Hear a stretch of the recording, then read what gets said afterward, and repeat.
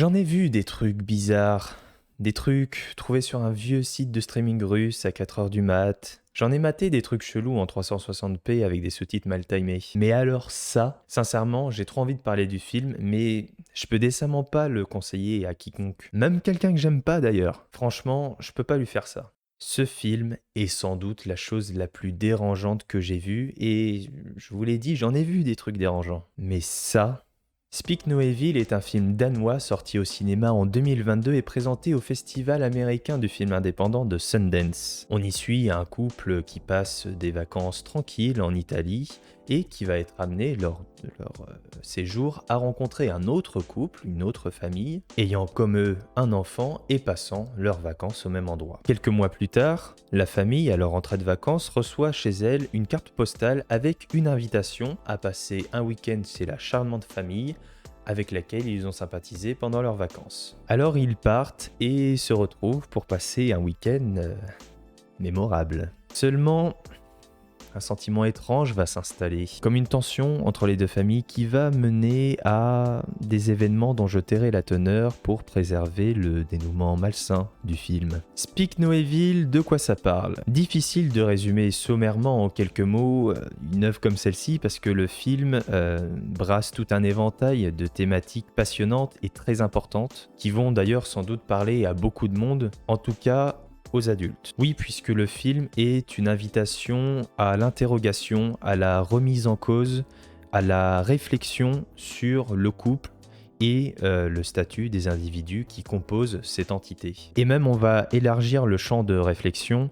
On va prendre la cellule familiale dans son ensemble. L'idée du film, c'est de questionner la stature de chacun des membres de la famille. On a une femme qui a pleinement embrassé la société de consommation, qui se complaît dans un monde numérique virtuel où le paraître règne en maître. Elle commande des vêtements en ligne pour sa fille alors qu'elle est végétarienne, mais mange du poisson, et rabâche sans sourciller qu'elle a une conscience écologique, que c'est pour sauver la planète, tout ça. L'intention est louable, là-dessus pas de souci. Le combat est juste, le geste est noble, mais le paradoxe, et je dirais même l'hypocrisie, réside dans l'utilisation incessante de son smartphone, dans des moments où t'as envie de lui dire arrête, profite de l'instant. Et on connaît tous quelqu'un comme ça qui est tout le temps sur son phone pour rien en plus, et qui s'accroche à son image plus que tout. Je parlais d'hypocrisie il y a quelques instants, mais cette hypocrisie, elle sous-tend un complexe qui touche ce personnage, le personnage de Louise. Traitée comme un symptôme, elle est une femme pleine d'opinions et d'avis bien tranchés, sauf que ce symptôme qui la frappe, c'est celui du cloisonnement. Elle masque ses sentiments, renie ses opinions, même devant ses prétendus amis, et surtout son mari. Lorsqu'il lui tend la carte postale, on ressent tout de suite sa réticence à accepter l'invitation. Alors que, contrairement à elle, son compagnon, lui, semble beaucoup plus enjoué à l'idée de passer un week-end chez ses sympathiques amis. En réalité, Björn et Louise se complaisent dans une prison de jeux d'apparence qui les enferme l'un et l'autre. Ils ne se parlent pas, ils ne se comprennent pas, ou plutôt font mine de ne pas se comprendre. Et surtout, ils ne se font pas confiance. Lui décide pour elle, et elle le rabaisse constamment. Ils vivent une relation de couple complètement délétère. On va découvrir tout au long du film un couple qui ne se soutient pas mutuellement, même face à l'adversité. Puis on va voir que cette tendance va peu à peu s'inverser au fur et à mesure que se déroule le fil du récit. Et au sujet du mari, du coup, Björn, qui lui aussi a un passif et quelques défauts, eh bien, il n'est pas en reste. Il a de nombreux problèmes, comme le fait que ça soit un homme qui n'y arrive plus, qu'il n'essaie plus, qui a complètement abandonné son rôle, son statut. Il n'est pas respecté par sa famille, il ne fait que subir et n'arrive dramatiquement pas à s'affirmer en tant que mari et en tant que père. Il apparaît souvent seul alors qu'il est entouré. Quand d'autres individus lui adressent la parole, il regarde ailleurs, ne semble pas être attentif à la vacuité des discussions et des actions des autres autour de lui. Il regarde dans le vide, souvent confronté à sa propre réflexion, sans réelle connexion avec le monde qui l'entoure. Il est constamment en rupture avec les autres et du coup apparaît incompris, noyé dans une solitude dans laquelle il s'est perdu, où il affiche un sourire de façade qu'il avouera plus tard avec beaucoup d'émotions détestées. On a donc un couple avec un passif relativement complexe, peut-on dire, et cette famille va rencontrer pendant ses vacances leur parfait opposé. Patrick est l'opposé de Björn. Il est extraverti, heureux en mariage, il semble croquer la vie à pleines dents. Björn va automatiquement se projeter sur Patrick, comme une sorte de modèle à suivre. Il se trouve un point commun avec lui dès le début, notamment avec sa sensibilité à la musique pendant le petit concert auquel ils assistent. Il admire son courage lorsqu'il prend la parole en public. Il ne va plus penser qu'à lui. C'est comme un coup de foudre amical, ce qui explique d'ailleurs son enthousiasme lorsqu'il reçoit son invitation. Avec Patrick, Björn se sent valorisé, mis en avant. Il apparaît important lorsque Patrick le complimente. Les deux hommes se comprennent et montrent qu'ils comptent aux yeux de l'un et l'autre, et instaurent ainsi un climat de confiance. Le truc, c'est qu'on va découvrir plus tard que ce climat, cette relation, n'a rien de naturel et même en tout point artificiel. On va comprendre que cette rencontre n'est absolument pas due au hasard. Que ce jeu de séduction cache en réalité une manipulation aux intentions funestes. Et ici, la première approche est la plus cruciale, en tout cas celle qui est en tout point déterminante pour la suite du récit. En demandant si le fauteuil est libre, alors que clairement non, Patrick effectue méticuleusement son premier test de complaisance auprès de Björn. Ils vont au fur et à mesure tester les limites de la tolérance et de la gentillesse, de la politesse du couple, car c'est ça le point clé. Björn et Louise se sont tellement enfermés dans cette prison d'apparence où ils masquent leurs émotions, ce jeu de politesse qui dissimule les véritables émotions et perd les individus, ne sachant plus qui ils sont et où est leur limite. En les plongeant dans des situations inconfortables, ils testent leur tolérance, leur réaction et leur capacité à répliquer, contester ou non. Vouloir être gentil, c'est là-dessus que leurs hôtes vont jouer. D'abord la chaise, puis la viande, les poubelles. Bref, ils testent leur gentillesse pour savoir à quel point ils pourront en profiter et ainsi les manipuler à leur guise. Ce qui nous amène à une autre grande thématique du film, les rapports de domination.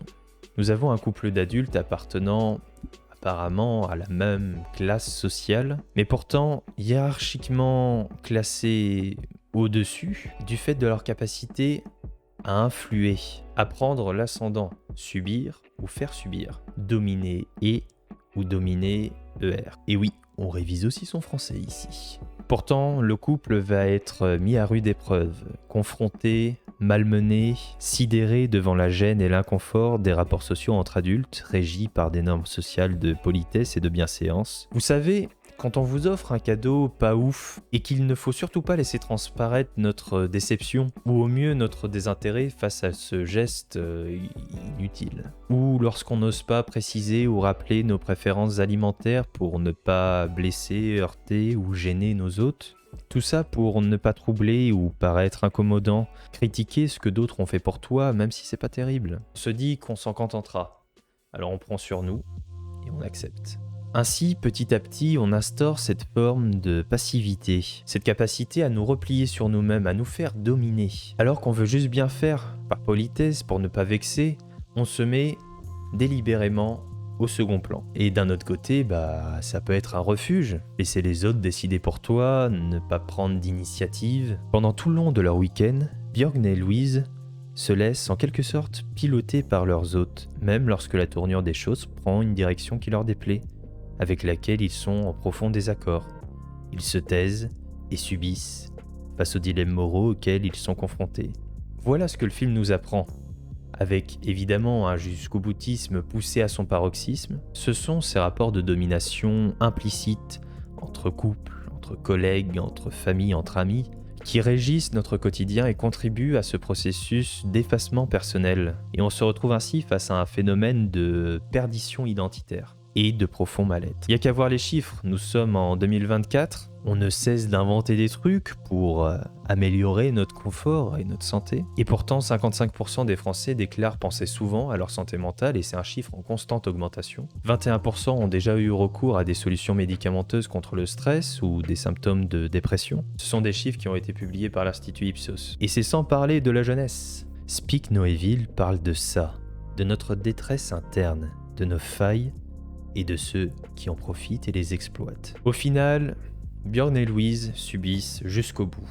D'ailleurs, on a une petite lueur d'espoir lorsque Björn regarde les clés de la voiture sur le compteur. Mais même là, dans une situation aussi périlleuse pour sa famille, ainsi que sa propre vie, il ne fait rien. n'osent définitivement pas. Ils subissent jusqu'à l'humiliation finale, et de façon très intelligente, le film se conclut sur cet échange très juste et qui résume parfaitement le film. Pourquoi vous nous faites ça? Eh bien parce que vous nous avez laissé faire. Voilà, vous l'aurez compris, Speak No Evil est un film aussi riche que passionnant, aussi complexe qu'intense, aussi déstabilisant que parfaitement réalisé. C'est un tour de force malsain, une expérience déroutante sur les dangers de la passivité dont on se souvient généralement pour un bon moment. D'ailleurs, un remake américain va sortir au cinéma, la bande-annonce est tombée il y a quelques jours, et c'est en partie pour ça que je vous parle du film original, parce que j'ai vu la bande-annonce et ça n'annonce pas des choses très plaisantes. Donc c'est pour ça que je tenais à réhabiliter ce film et à dire que ce remake américain n'est pas le film original et que le film original, au vu de la bande-annonce, semble sans doute bien meilleur. Ce remake américain, ça semble être une copie dénaturée en tout point de l'original. Arrêtez de faire des remakes de bons films étrangers, les ricains, s'il vous plaît.